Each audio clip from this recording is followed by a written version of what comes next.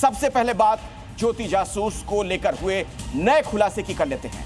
ISI के लिए काम करने वाली ज्योति को लेकर एक और बड़ा खुलासा हुआ।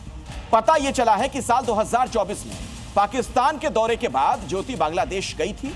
अब सुरक्षा एजेंसियों से को यह पता लगाना है कि ज्योति आखिर किसके कहने पर बांग्लादेश गई थी।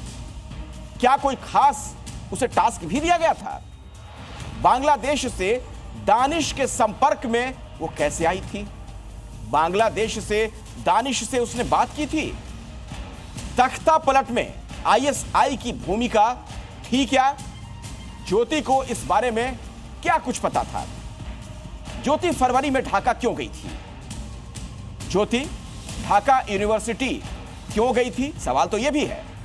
दानिश के कहने पर किसी ने मदद की थी? दोबारा बांग्लादेश क्यों जाना चाहती थी? कई सवाल हैं और इन्हीं सवालों के जवाब सुरक्षा एजेंसियां तलाश रही हैं, क्योंकि ज्योति के बांग्लादेश टूर के 6 महीने के बाद बांग्लादेश में तख्ता पलट हुआ था। बांग्लादेश टूर के दौरान ज्योति तख्ता पलट वाली यूनिवर्सिटी में भी गई थी। बांग्लादेश में हिंदुओं से अत्याचार का नया सीजन। खिसियाए कट्टरपंथी बांग्लादेशी हिंदुओं को मारे। क्या बांग्लादेश में हिंदू होना गुनाह है? बांग्लादेश में हिंदुओं की जान खतरे में है। चुन चुनकर हिंदुओं को निशाना बनाया जा रहा है। हिंदुओं के घरों में आगजनी की जा रही है। हिंदुओं के घरों में लूटपाट की जा रही है। यूनुस सरकार की खुली छूट के बाद कट्टरपंथी हिंदुओं की जान के दुश्मन बन चुके हैं। इस्लामिक चरमपंथी हिंदुओं का नामो निशान मिटा देना चाहते हैं और उसकी तस्दीक करती है ये तस्वीरें। बांग्लादेश में हिंदुओं के खिलाफ अत्याचार थमने का नाम नहीं ले रहा और उसकी गवाही दे रही है ये 4 तस्वीरें, जहां हिंदुओं के घरों में पहले लूटपाट की जा रही है और फिर उसे आग के हवाले कर दिया जा रहा है। यही नहीं, मंदिरों को भी निशाना बनाया जा रहा है और उसमें तोड़फोड़ की जा रही है। और तो और अल्पसंख्यक हिंदू को निशाना बनाया जा रहा है। और ये सब हो रहा है क्योंकि यूनुस सरकार के राज में बांग्लादेश में कट्टरपंथ हावी हो चुका है।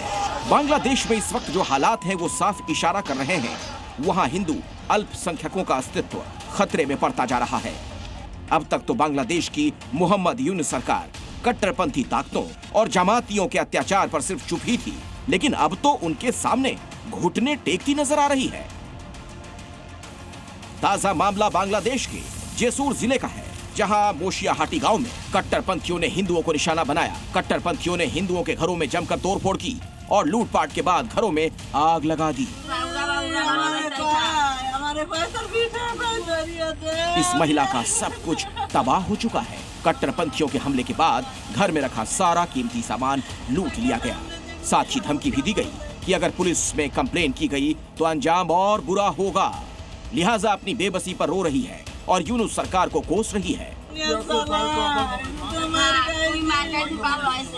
मेहनत की कमाई से घर बनाया था, लेकिन यूनुस के गुंडों ने पहले घर में तोड़फोड़ की और फिर घर में कीमती सामान लूट आग लगा दिया।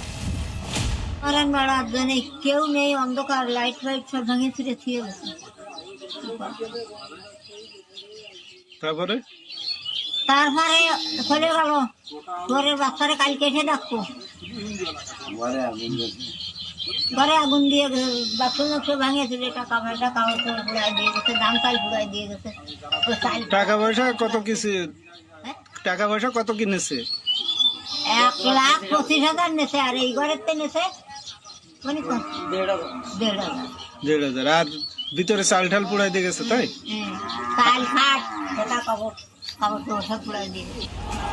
ये कोई पहली बार नहीं है जब बांग्लादेश में हिंदुओं पर अटैक हुए हैं। बांग्लादेश में शेख हसीना को सत्ता से हटाए जाने के बाद से ही बांग्लादेश हिंदुओं के लिए नरक देश बन चुका है। अब तक बांग्लादेश में 33 हिंदुओं की हत्या हो चुकी है। 152 से ज्यादा हिंदुओं के घरों को निशाना बनाया जा चुका है। 32 से ज्यादा मंदिरों को भी निशाना बनाया गया। यही नहीं, इस दौरान 92 मूर्तियों को भी खंडित किया गया। बांग्लादेश का ये हाल तब है जब खुद मोहम्मद यूनुस की कुर्सी खतरे में है।